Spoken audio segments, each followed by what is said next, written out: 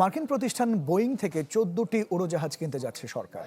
সচিবালয়ে প্রধানমন্ত্রী তারেক রহমানের সাথে বৈঠক শেষে একথা জানিয়েছেন বেসামরিক বিমান পরিবহন ও পর্যটন প্রতিমন্ত্রী। মিশ্র বহরের কথা ভাবছে সরকার, তাই উড়োজাহাজ লিজ নিতে ইউরোপের এয়ারবাসের সাথে আলোচনা চলছে।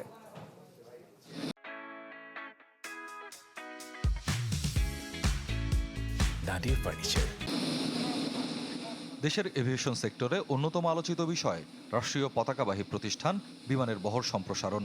তবে ইউরোপীয় জায়ান্ট এয়ারবাস নাকি মার্কিন বোয়িংয়ের উড়োজাহাজ কেনা হবে তা নিয়ে গত কয়েক বছর ধরে চলছে রশি টানাটানি। ট্রাম্পের পাল্টা শুল্ক ঝড়ের প্রভাব ঠেকাতে অন্তর্বর্তী সরকারের সময় বোয়িংয়ের কাছ থেকে উড়োজাহাজ কেনার কথা জানা যায়।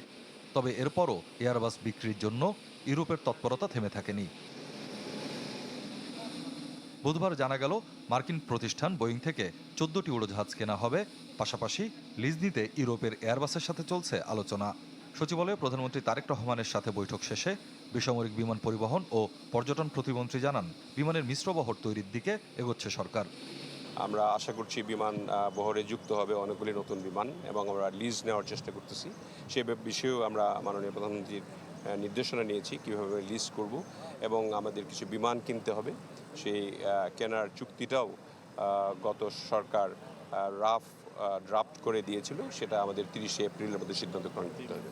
আমরা ইনফ্যাক্ট বোয়িং 14টা কিনবো, আর আমরা ইতিমধ্যেই কথা বলছি এদের সঙ্গে, এয়ারবাসের সঙ্গে মিক্সড ফ্লাইট করার চিন্তা করছি। আর লিজের ব্যাপারে আমরা খুব ইমিডিয়েটলি হয়তো 2-3 মাসের মধ্যে কিছু লিজ নিয়ে বিমান বহরটাকে বাড়িয়ে প্রফিটেবল করার জন্য আমরা চেষ্টা করছি। বেসামরিক বিমান পরিবহন ও পর্যটন প্রতিমন্ত্রী জানান, জুন থেকে শুরু হবে ঢাকা টোকিও ফ্লাইট। আমাদের টোকিওর সঙ্গে বিমানের একটা ফ্লাইট ছিল, ইন্টারিম গভর্নমেন্ট সেটাকে বন্ধ করে দিয়েছিল। আমাদের নারিতা ঢাকা একটা বাংলাদেশ বিমান যাতায়াত করত এবং এটা লাভজনক একটা জার্নি ছিল। মাননীয় প্রধানমন্ত্রীও বলেছিলেন যে টোকিওর সঙ্গে আমাদের রুটটা বন্ধ কেন।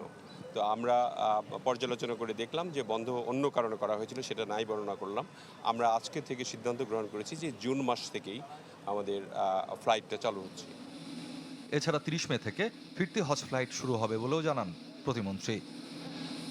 স্বপ্নিল শাহরিয়ার শিশির, চ্যানেল 24, ঢাকা।